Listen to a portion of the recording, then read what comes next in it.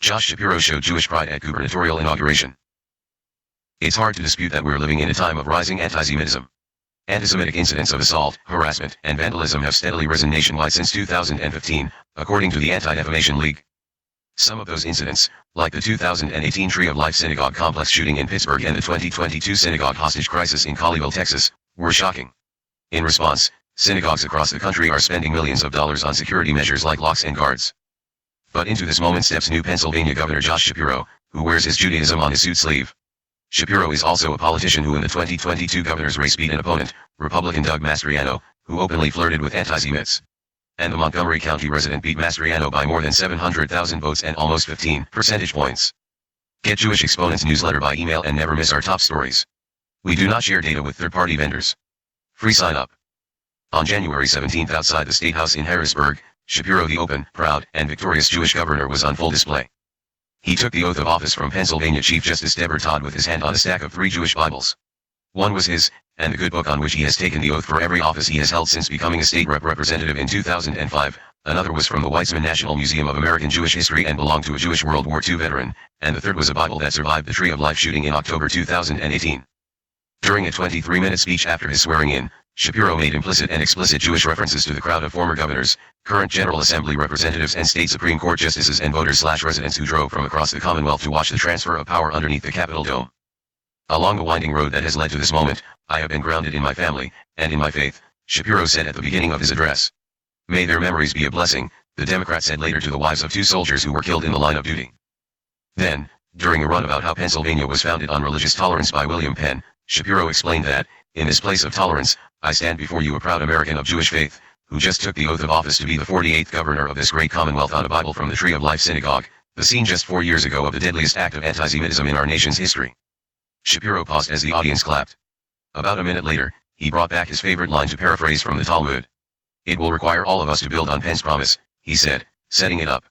My own faith teaches me that no one is required to complete the task, but neither are we free to refrain from it. Shapiro calls that perky I have outlined his guiding principle for public service. He quoted it in his campaign kickoff speech at Penn State Abington in October 2021, at his election night victory party at the Greater Philadelphia Expo Center in November and again at his inauguration. But he does not just use the line to express his guiding principle. He uses it to connect with voters from all faiths. Each of us can make a contribution, Shapiro said to the crowd of hundreds. We've shown that, when it's all on the line, Pennsylvanians step up, and do their part. The member of the Beth Shalom congregation in Elkins Park is the 3rd Jewish governor in Pennsylvania history.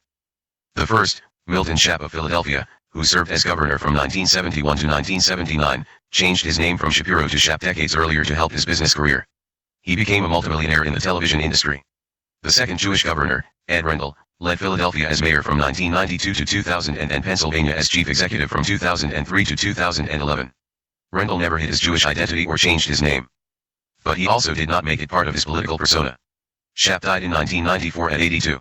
Rendell is 79 and last held political office more than a decade ago. Shapiro, 49, is of a different generation. Rabbi Gregory Marks of Congregation Beth Or in Maple Glen joined Shapiro and other religious leaders on stage for the invocation. Marks and Shapiro have been friendly for more than 2 decades. Marks said that Shapiro's open and proud Judaism can only be good for the Jewish community. But he stopped short of calling Shapiro's representation progress. I think it's who Joshua Shapiro is. I don't want to say that America is changing. I'm not sure if it is or not. But Josh Shapiro is proud of his faith, he said. In some ways, you can argue that America has gotten more xenophobic. Other local Jews, though, think that Shapiro does represent progress. Adam Stout, a Philadelphia resident, convert to Judaism and member of Congregation Cole Emmett in Yardley, drove the 2 hours west to Harrisburg to see the Democrat get inaugurated. He called it historic to see our 3rd Jewish governor, especially in light of what I would say is a rise in anti-Semitism. Stout added that he got emotional as Shapiro stood up there as a proud Jewish American. Stout converted because he felt that Judaism was an action-oriented, life-affirming faith. He said both values came across in Shapiro's speech. It's about living a life in the moment and doing your best to enhance the lives of others, he added. Stout also believes that Shapiro's victory shows the religion's crossover appeal. The values of the Jewish faith are not just exclusive to Judaism, he said. There's a lot of things that we share with Christians, Muslims, even Hindus, and Buddhists.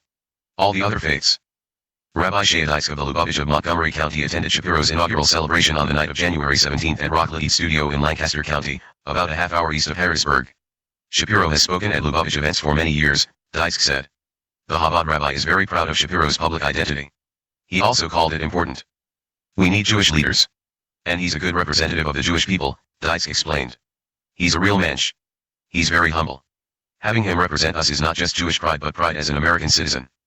I believe very strongly that when you're not embarrassed about your Judaism, when you wear it openly and proud, and educate people about your Jewishness, like he spoke today, people see that and learn from it, he added. A lot of anti-Semitism comes from the lack of understanding of what Judaism is all about. University of Pittsburgh students Ira Shear and Ray Gilman know the family and attended Shapiro's inaugural party. Shear grew up a congregant at Lower Merion Synagogue on the Main Line and graduated from the Jack M. Barrack Hebrew Academy in Bryn Mawr, Shapiro's alma mater and the school his kids attend. Gilman came of age at the Reform Beth Or and then the conservative O of Shalom of Bucks County. Like Shear, she graduated from Barrack. Gilman explained that Shapiro's representation of the Jews is so important that, even if she disagreed with him on issues, which she doesn't, she would still vote for him. She recalled that her mom started to cry when she saw Shapiro's campaign ad about how he makes sure to get home for Shabbos dinner with his family. He was proud of it, which I think is very important, Gilman said. But he's not just proud of it, according to Shear. He uses it. The Pitt student sounded like the governor when he talked about how Shapiro does that. Him being openly Jewish, and then going out there to meet with every other community that Pennsylvania has, really shows that our backgrounds don't define us and separate us as much as many people want it to seem, Shear said. We're Jewish Pennsylvanians, we're Black Pennsylvanians, we're any Pennsylvanian you are. Together, we're Pennsylvanians.